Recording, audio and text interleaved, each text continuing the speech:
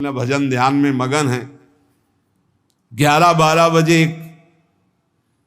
तो उन्होंने देखा संतों की मंडली, अब काशी तो बहुत, कबीरदास जी ने देखा कि आश्रम की, तो बोले पता नहीं क्या होगा, चलो चलते हैं। तो ऐसे गमछा वस्त्र करके ऐसे डालकर मुंह ढक करके, वहां बड़ी बड़ी पंगत लगी थी। कबीरदास जी सबको पाओ जी पाओ, कबीरदास जी के रूप में स्वयं भगवान पाओ जी। कबीरदास जी ने कहा अच्छा, जब स्वामी परस रहे तो हम भी बैठ के पा ले। तो जब उसी पंगत में बैठ गए अपना कपड़ा ढक करके, और जब मोहरे की दक्षिणा दे रहे थे सब लोग कि वाह कबीरदास जी ने आज तो साधु से, सबको जब कबीरदास जी के सामने आए तो ऐसे मुंह ढके, बोले देखो जो मेरा होता है उसे मुंह छुपाना नहीं पड़ता, मुंह ढकला नहीं पड़ता, लो दक्षिणा, तुम भी दक्षिणा लो। कबीरदास जी को कबीरदास जी दक्षिणा दे रहे, और वो कबीरदास जी है भगवान, और ये पाले वाले कबीरदास जी है भगवान के जन।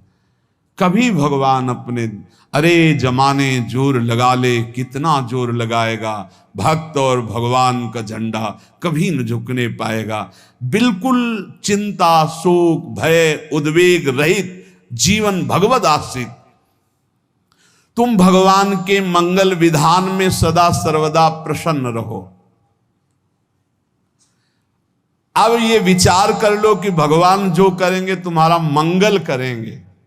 अब थोड़ा ऐसा बीच में लगता है कि अमंगल हो रहा है क्या, लेकिन पक्का समझो बहुत बड़ा मंगल उनका विधान होता है, बहुत ही उत्तम मंगल होता है भगवान के शरणागत का।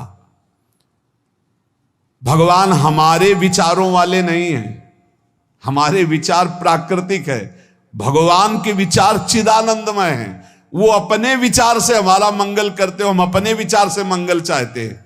भगवान के विचार से मंगल ही हमारा होगा, इसलिए कभी हमको चिंता शोक भय नहीं करना चाहिए। भगवान की ओर से कभी तुम्हारे लिए ऐसा विधान नहीं होगा कि तुम दुखी हो जाओ, बस तुम्हारी सोच हो सकती है, उसका परिणाम बहुत मंगल होगा। जगत की ओर से निराश हो जाओ, किसी से आशा मत रखो, फिर आप देखो आपका जीवन कैसा आनंदमय व्यतीत होता है। ये जो जगत की आशा है यही दुख प्रदान करती, सच्ची जगत की आशा ही दुख प्रदान करती है। अगर जगत से कोई संबंध न रखा जाए और भगवत भाव में रहकर तो बहुत अच्छा जीवन चलेगा। अपने कर्तव्य का पालन करो, परिवार को भगवत स्वरूप मानकर पोषण करो, किसी से कोई संबंध मत रखो, कोई आशा मत रखो, यही अध्यात्म सिखाता है। अपने आप भगवत स्वरूप, सबका व्यवहार मंगलमय और आपका जीवन मंगलमय। अपने घर में ऐसे रहो जैसे किसी अतिथि के घर में रह जाता है, चलना है यहां से जाना है। कौन रहता है अपने घर में अतिथि की भांति? भगवान का भक्त। जाना है यहां से, अपनी प्रिया प्रीतम के पास जाना। ये हमारा घर नहीं है, यहां तो हम समय व्यतीत कर रहे हैं, अपनी आयु व्यतीत कर रहे हैं भगवत आराधना करते हुए। हमें जाना है प्रिया प्रीतम के पास।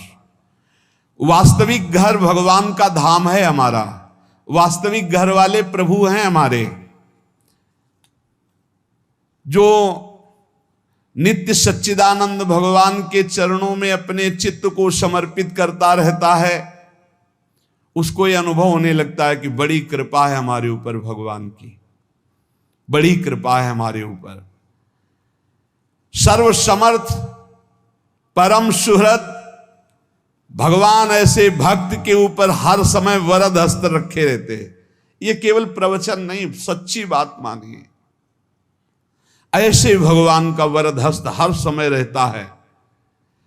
जब भगवान की छत्र छाया में भक्त अपने को देखता है तो आसपास घोर विपत्तियों का भी समुदाय हो तो भी वो आनंद में मगन रहता है।